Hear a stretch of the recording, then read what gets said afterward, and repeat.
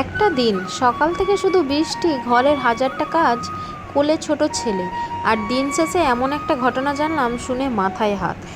আসসালামু আলাইকুম, কেমন আছেন সবাই? নিয়ে চলে এসেছি নতুন একটি ব্লগ ভিডিও নিয়ে। আমি আম্মুর এবং আব্বুর আম্মি। দিনটা ছিল আগের দিনের সন্ধেবেলা। এর আগের একটা ভিডিওতে দেখেছিলাম রান্নাশালটা আমার কেমন অবস্থা হয়ে আছে। সেই দিনটা তো পাপা কান্না করছিল বলে আমি ক্লিন করতে পারিনি। আজকে পাপাকে নিচে বসিয়ে দিয়েছি, ওখানে খেলা করছে, সেই ফাঁকে আমি সমস্ত রান্নাশালটা ক্লিন করে নেব। সত্যি কথা বলতে কাজ করতে বেশ ভালোই লাগে, কিন্তু বাচ্চা দুটো নিয়ে সামলানো, তারপরে ঘরের কাজকাম করতে বেশ অনেকটাই অসুবিধাই পড়ে যায়। যখন বাচ্চাগুলো খেলে তারই ফাঁকে আমি কাজগুলো কিন্তু সেরে নিই। রান্নাশালটা অনেক দিন থেকেই দেখছি নোংরা হয়ে আছে। আজকে নিজেকে না ধরে রাখতে পেরে আমি কিন্তু লেগে পড়েছি কাজে। আর এইভাবে একটু একটু করেই কিন্তু কাজটা গুছিয়ে রাখাটা ভালো। সত্যি কথা বলতে আমার একটা জিনিস খুবই ভালো লাগে, সমস্ত কিছু গোছানো থাকবে, পরিষ্কার পরিচ্ছন্ন থাকবে, সেটাই কিন্তু ভালো লাগে দেখতে।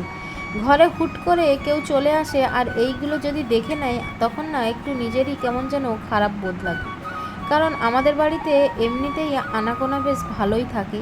কেউ যদি আসে হুট করে ঢুকে যায়, বলে দেখি তোমাদের বাড়িটা একটু ঘুরে, তখন দেখে যদি এরকম নোংরা অপরিষ্কার হয়ে থাকে, নিজেরই কিন্তু অনেকটাই খারাপ লাগে। আজকে ওই জন্য বেশি দেরি না করে আমি কিন্তু সমস্ত কিছু গোছাতে লেগে পড়েছি। পাপা ওইখানে খেলা করছিল, আমি সেই ফাঁকে কাজ করছি। আর এই যে গোলমরিচগুলো দেখতে পাচ্ছ, আমার পাপার কিন্তু সেই অনুষ্ঠানের সময় বেঁচে গিয়েছিল, ওইগুলো আছে। ভাবছি একদিন ওইগুলোকে গুঁড়ো করে নেব, কারণ দোকান থেকে তো এমনিতেই গোলমরিচের গুঁড়োটা কিনে আনা হয়। এখন আর কিনে আনা হবে না, ওইটাতেই কাজে লাগিয়ে নেব। বেকার বাড়িতে আছে, দোকান থেকে কিনে আনে আর ওইটাকে নষ্ট করে কোনো লাভ নেই। উপরে জিনিসগুলো তো আমার সাজানো হয়ে গেছে, এবার নিচের জিনিসগুলোও সাজিয়ে নিয়েছি। সত্যি কথা বলতে এই তেলের বোতলগুলো বেশ ভালোই হয়েছে। আর এদিকে আমার কিচেনটার ব্যাক সাইডটা ভালোভাবে ক্লিনও হয়ে গেছে। আর ওই যে ডিবেগুলো দেখতে পাচ্ছ, ওইগুলো কিন্তু আমি কোনো কিছুই কিনিনি। আর এই ঝুড়ি, এটাও সমস্ত কিছু বিয়ের সময় আমার দাদা দিয়ে দিচ্ছিল। পরের দিন সকালবেলা বর ঘুম থেকে উঠেছে, আর আমায় কিন্তু বরকে লেবু পানিটা দিয়ে দিয়েছি। বাইরের আবহাওয়াটা দেখতে পাচ্ছ, মেঘ করেছে। আমি বরকে জিজ্ঞেস করছিলাম যে বৃষ্টি কি হবে, বলছে হতেও পারে। এইদিকে এইটা পরিষ্কার করেছি বলে রাত্রে দেখছি অনেকটা আলো আলো লাগছে, বেশ দেখতে ভালোই লাগছে। আমি মেয়ের জন্য একটু ম্যাগি বসিয়েছি আর ছেলের জন্য ওটস পরিচ করছি।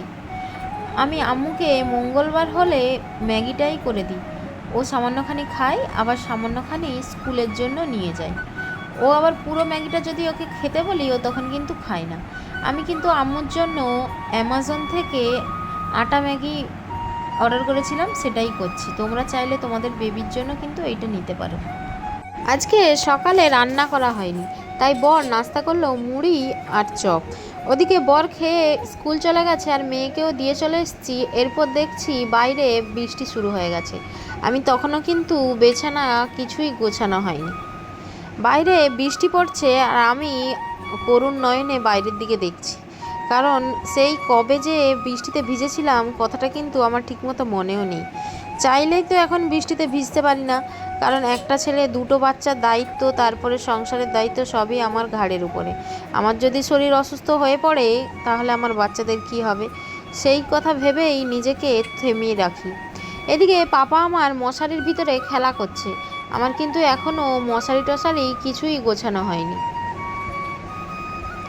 ওকে একটু সময় দিলাম, তারপরে বিছানাগুলো গুছাবো সেটাই ভাবছি। আর আমার পাপা কেমন মজা করে করে খেলছে দেখো। ও সামনের দিকে হামাগুড়ি দিয়ে আসবে কি, বরঞ্চ পিছনের দিকে পিছিয়ে পিছিয়ে চলে যাচ্ছে। মশারির যখন খুলে দিলাম, মশারির ভেতরে ও দেখছো কেমন করছে। যদিও বা আমার পাপার এখনও কিন্তু দাঁত বেরোয়নি আর হামাগুড়িটাও দিতে শিখেনি। সত্যি ভাবলে অবাক লাগে, এই তো কদিন আগে আমি কনসিভ করেছিলাম, সেটা জানতে পেরেছিলাম। আর এদিকে আমার পাপা দেখতে দেখতে একটু একটু ভালোই বড় হয়ে যাচ্ছে। ওদিকে পাপাকে ঘুম পাড়িয়ে দিয়েছি, আর বাইরের দিকে দেখছি একটু রোদটা বেরিয়েছে। সেই জন্য ভাবলাম জামা কাপড়গুলো সব তো ভিজে আছে, কাল থেকে শুকনো হয়নি। যেহেতু ছোট বাচ্চা, জামা কাপড়গুলো না শুকনো হলে আবার কি পরাবো, সেইটা ভেবেই আমি জামা কাপড়গুলো ছাদে দিয়ে এসেছিলাম। এক্ষুনি জাস্ট জামা কাপড়গুলো ছাদে মিলে দিয়ে এসেছিলাম। বাট সত্যি কি হচ্ছে আমি কিছুই বুঝে উঠতে পারছি না। এই যে দেখতে পাচ্ছ সব ভিজে, কালকেরগুলো পানি ছটে গেছে।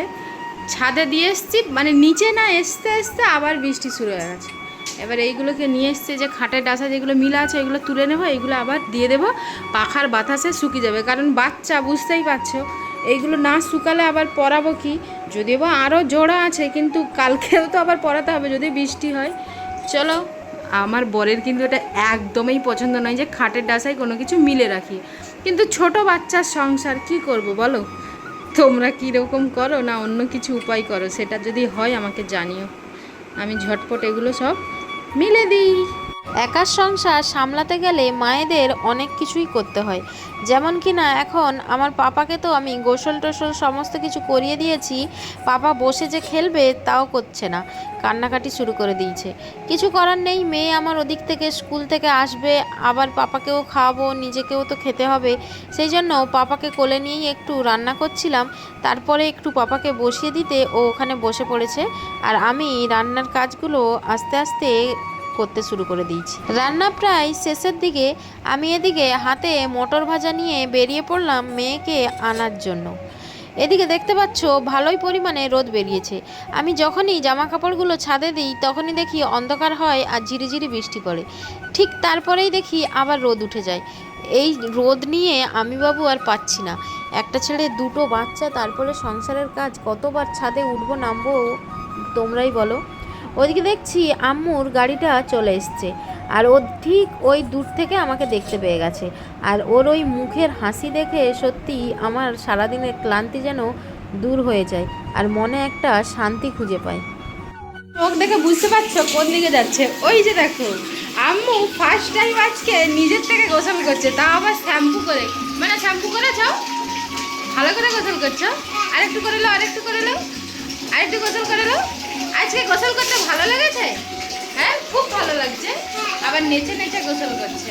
আর এদিকে আমার কিন্তু রান্না বান্না অলমোস্ট কমপ্লিট হয়ে গেছে। পাপার জন্য একটু খিচুড়ি করেছি, যেটা কিনা চিকেন খিচুড়ি।